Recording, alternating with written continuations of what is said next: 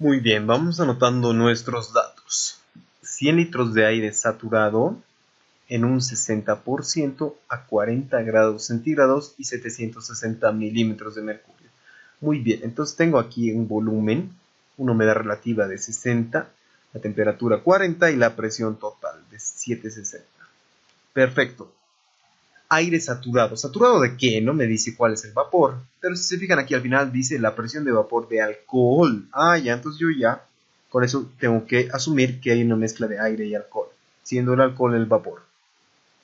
Dice que se comprime dentro de un tanque a 10 atmósferas y 30 grados centígrados.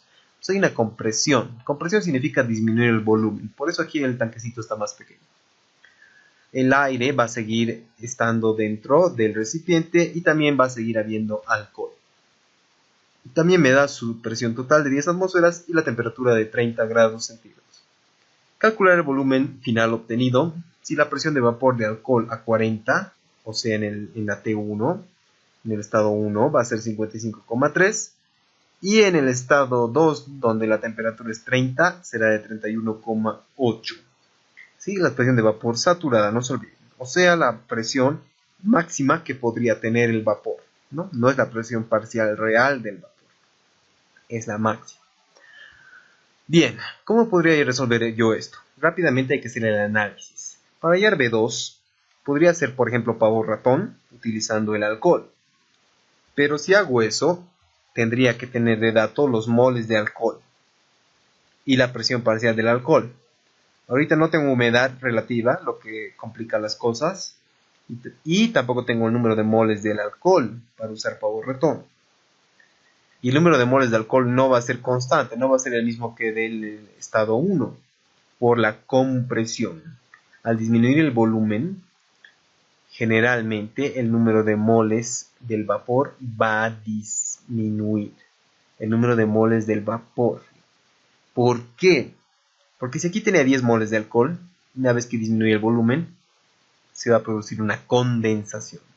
O sea, que de esos 10 moles gaseosos de alcohol, quizás un mol se vuelva líquido, debido al aumento de la presión aquí adentro, ya que el volumen disminuye, las moléculas de alcohol se van a chocar más unas con otras, incrementando la posibilidad de que vuelvan al estado líquido algunas de esas moléculas. Entonces el número de moles del alcohol en estado gaseoso va a variar. Si aquí había 10, aquí va a haber 9 moles de alcohol en estado gaseoso. ¿De acuerdo? Y un mol se va a volver líquido. Por ejemplo, por decir algo. Entonces, siempre que vean compresión o expansión, el número de moles del vapor no va a ser constante. En cambio, el gas seco sí va a ser constante. No importa que lo expandamos o lo sometamos a compresión. El aire, en este caso, sí va a tener un número de moles constante. Como es constante, recuerden, siempre que no haya cambio de masa o de moles, podemos usar la ley combinada. La ley combinada. El primer tema que hemos visto. Entonces, vamos a usar la ley combinada para el aire. Mejor. Porque para usar la ley combinada necesitaría tener las temperaturas que tengo. El volumen 1 tengo. El volumen 2 quiero hallar. Y solo me faltaría la presión parcial del aire 1 y la presión parcial del aire 2. No tengo, pero podría hallar. Podría hallar de alguna manera, utilizando la presión total, la presión de vapor saturada y la humedad relativa. Y eso es lo que vamos a hacer ahora. Para empezar, vamos a calcular la presión parcial del vapor en el estado 1, ¿no? Eso ya sabemos de memoria.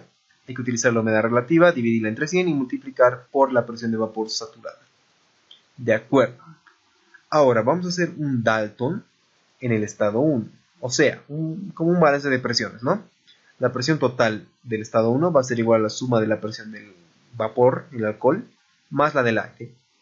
Donde yo puedo despejar la del aire y reemplazar mis datos. La presión total 1 es 760 y la presión parcial del vapor hemos hallado que es 33,18. De acuerdo, ya tengo la presión parcial del aire en el estado 1. Ahora haremos lo mismo para el estado 2, donde yo voy a asumir que la humedad relativa en el estado 2 es 100%. ¿Por qué? ¿Por qué hago eso? Y esto es algo muy común en los problemas de gases húmedos. Voy a utilizar la reglita que dice: si la humedad relativa no es dato, en este caso no es dato, no me da de dato, y tampoco nos pide hallar, Ahorita no nos está pidiendo hallar la humedad relativa, ¿no? Entonces podemos asumir que es 100%, que está totalmente saturado. ¿De acuerdo? Hay una explicación para eso, ¿no? Cuando disminuimos la compresión, como les he dicho, un poquito se va a volver líquido.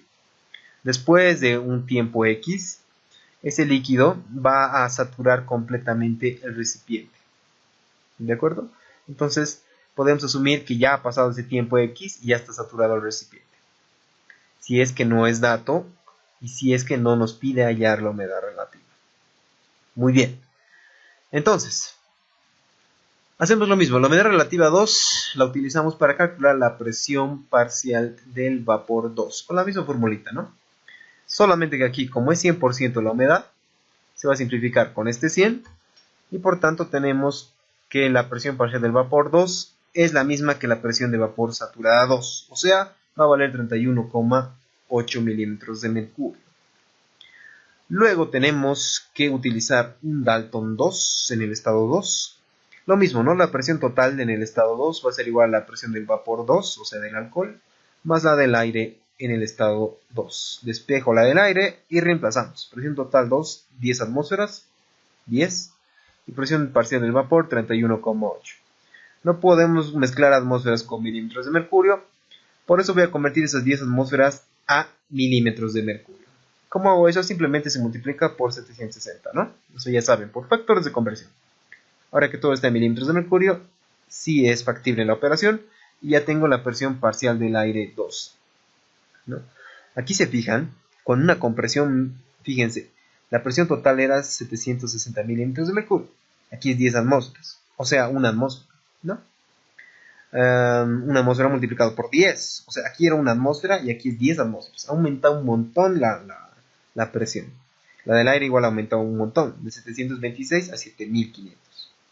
Entonces, una compresión aumenta la presión. Recuerden eso. Disminuye el volumen, aumenta la presión. Muy bien, entonces ahora hago mi ley combinada para el aire, para el gas seco, siempre para el gas seco, porque no cambia su masa. Donde yo ya tengo todos los datos, acabo de hallar las presiones del aire y lo demás me da el enunciado. De aquí despegamos el volumen 2. ¿Cómo hacemos eso? Esa temperatura 2 va a ir acá arriba, ¿no? Y la presión del aire 2 va a ir abajo, a dividir. Y reemplazamos datos. Presión del aire 1, 726, volumen 1, 100 litros, temperatura 2, 30, a la que hay que sumar 273 para convertir a Kelvin, no se olviden, siempre en Kelvin. La T1 es 40, igual le sumo, y tengo la presión del aire 2, que es 7568, lo que me da la respuesta final.